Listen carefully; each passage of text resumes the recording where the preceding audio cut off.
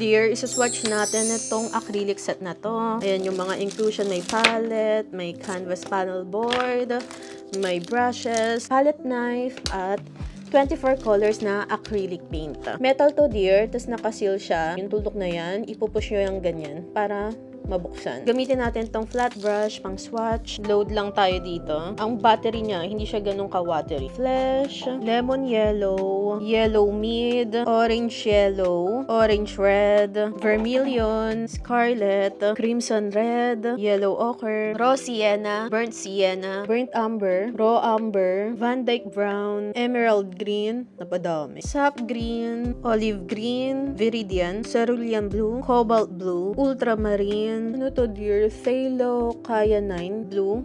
Not sure. Ay!